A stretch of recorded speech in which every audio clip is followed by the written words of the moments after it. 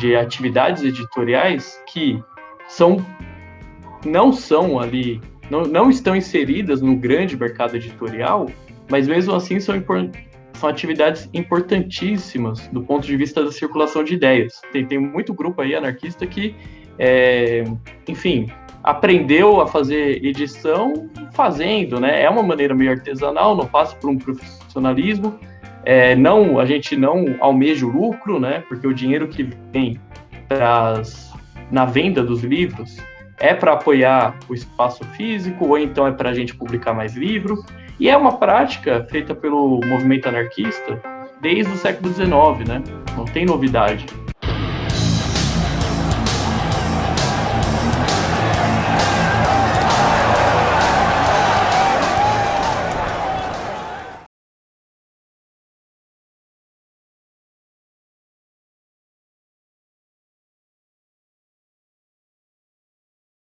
E aí, pessoal, estamos aqui no primeiro episódio do Conversas Libertárias, com o nosso convidado especial, Eduardo Cunha, que cursa doutorado na USP. Bom, acho que a primeira coisa que eu vou pedir para o Eduardo é para ele se apresentar, dizer quem ele é, quais os interesses dele, acadêmicos ou não, enfim.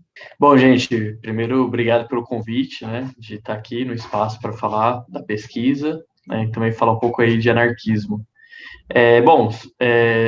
Eu atualmente sou doutorando, né, no programa de História Econômica da Universidade de São Paulo.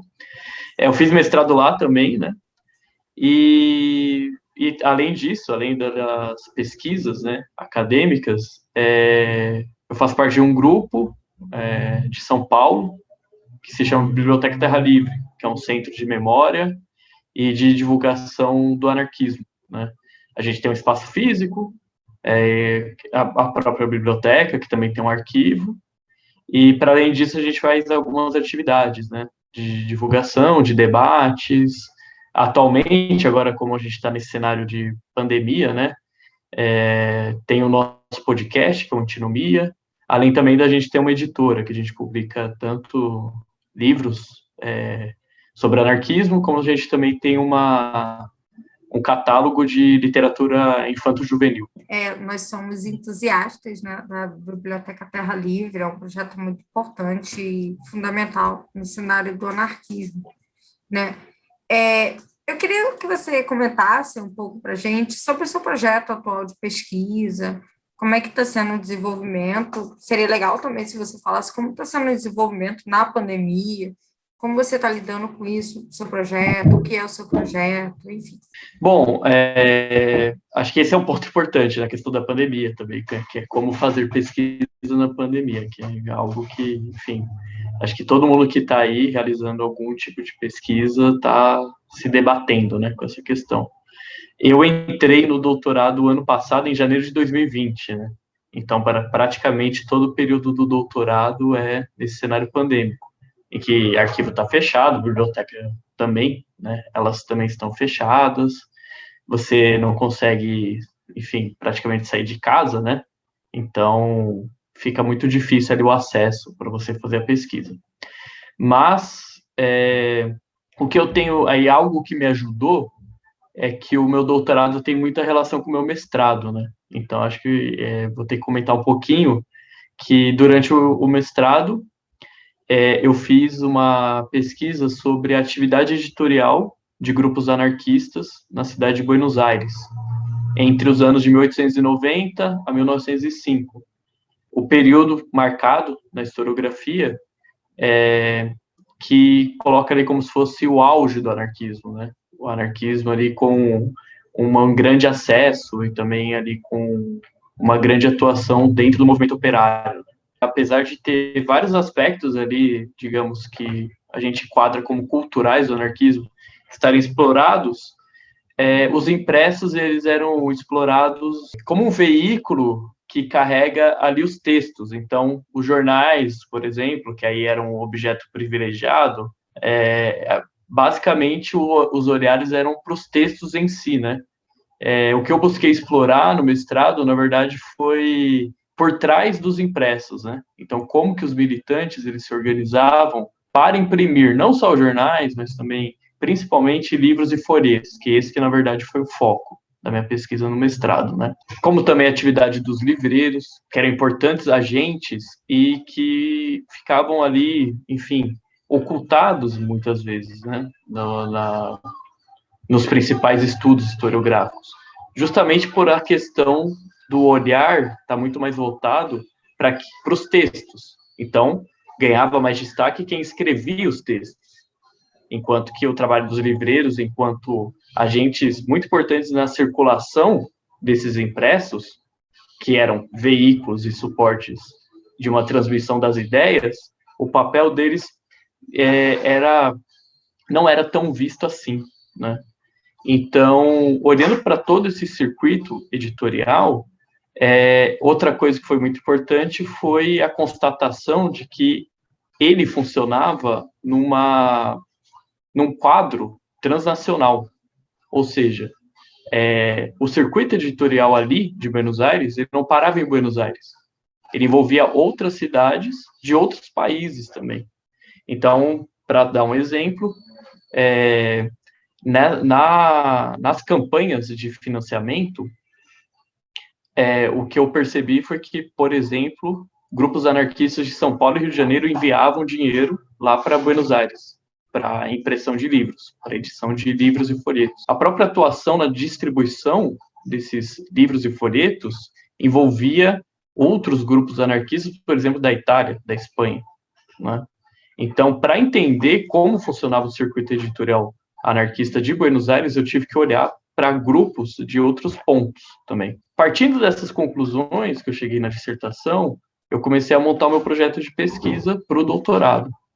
A ideia seria, inicialmente, olhar para os grupos anarquistas de Buenos Aires e também de Montevidéu, pensando ali numa atuação muito semelhante, muito conjunta, né, dos grupos anarquistas nos dois lados do Rio da Prata, com também o eixo São Paulo-Rio, né? A gente pode, enfim, citar alguns exemplos, né, de atuação conjunta em que a trajetória desses grupos anarquistas, nesses dois espaços, convergiu e, mais do que isso, se conectou. E eram atividades muito importantes para a própria organização dos anarquistas. Por exemplo, arrecadação de dinheiro, o financiamento para imprimir livro e folheto, a distribuição desses livros e folhetos, né? A questão da tradução também. Por exemplo, tem a dissertação do Carlo Romani, que fala do Oreste Ristori, por exemplo, anarquista que atuou aqui em São Paulo, também atuou lá em Buenos Aires. Bom, então é mais um elemento ali de uma conexão entre a história do anarquismo aqui no eixo São Paulo-Rio com o anarquismo em Buenos Aires. Por hora, o meu projeto de pesquisa é esse, entender essas conexões, né? Ah, legal, Eduardo. Eu super entendo as suas preocupações de pesquisa e propriamente seu tema, porque eu também estou pesquisando agora a Argentina e o Uruguai através dessas circulações. Queria entender um pouco quais foram as fontes, quais foram e quais são as fontes que você tem utilizado no seu trabalho. Para entender as conexões do que eu chamei de circuito editorial, para mim foi muito valioso os jornais, mas uma parte do jornal que, enfim, que aí a gente geralmente passa batido, que são aquelas notas de publicação, anúncio de publicação, né, que tem informações muito valiosas, para além dos títulos que eram publicados, quem traduzia, quem vendia, a que preço, né? Então, eu comprei essas informações. E também as listas de doações, né, que em geral eram chamadas de subscrição, né? Então, ali você tinha as localidades de onde eram feitos os envios de dinheiro, enfim. Então, os jornais, a famosa página 4 dos jornais operários, né? Aquela página que concentrava esse tipo de informação. O que você pode colocar como sendo a relevância social do seu projeto, né? Para além de uma questão de entender o processo histórico, o anarquismo, enfim. Como é que você vê isso, vê o seu projeto? Enfim.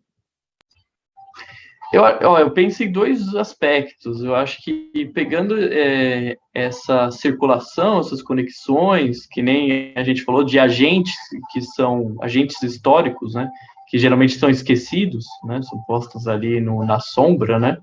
Eu acho que o primeiro é trazer a memória deles à tona, acho que essa é a primeira coisa, mas também eu penso em dois aspectos referentes à organização dos anarquistas, né, porque a questão da edição, na verdade, se eu tentei no mestrado, eu pretendo também trabalhar nessa perspectiva no doutorado, é uma porta de entrada para entender como os anarquistas se organizavam, né, internamente. Segundo ponto, olhar para essas publicações, para essas edições, é olhar para a possibilidade de uma edição, né, de atividades editoriais que são não são ali, não estão inseridas no grande mercado editorial, mas mesmo assim são atividades importantíssimas do ponto de vista da circulação de ideias.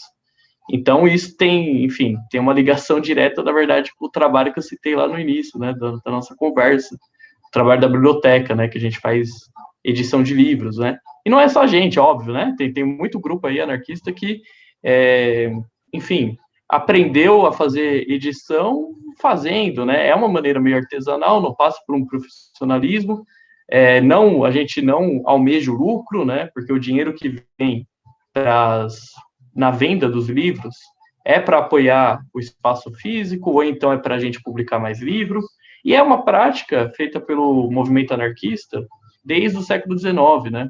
Não tem novidade. E mostra, né, a possibilidade de que, mesmo a gente não sendo uma enorme editora, tendo um grande capital por trás, muito dinheiro para publicar livro, dá para sim disputar as ideias, né? Os livros serem munições nessa batalha que é a batalha das ideias, que é muito importante nesse momento que a gente está vivendo, né? No momento em que a gente vê que as ideias, o imaginário da extrema-direita ganhou ali um alcance muito grande na sociedade. Então, eu acho que mostra para a gente, né, essa perspectiva de que o nosso trabalho em batalhar, em disputar esse campo da consciência, além de ser muito importante, é possível. Ah, legal, Eduardo. Foi um super prazer ter você aqui conosco nessa primeira entrevista do nosso programa Conversas Libertárias. E eu convido ao público para acessar, né, se quiser, alguns textos que o Eduardo publicou, vai estar aqui na descrição do vídeo, e também o link da editora, da Biblioteca Terra Livre, vamos deixar aqui disponível para quem tiver interesse. Agradeço o pessoal, né, do canal, agradeço a honra, né, de inaugurar a série do Conversas Libertárias. Pessoal que, enfim, se interessou, peço aí para acompanhar a Biblioteca Terra Livre, né, nas redes sociais, no nosso site, no nosso podcast, e desejo vida longa para Conversas Libertárias e parabenizar pela iniciativa, né, e da gente conseguir aí conversar e difundir um pouco a nossa pesquisa. Obrigado mesmo, pessoal.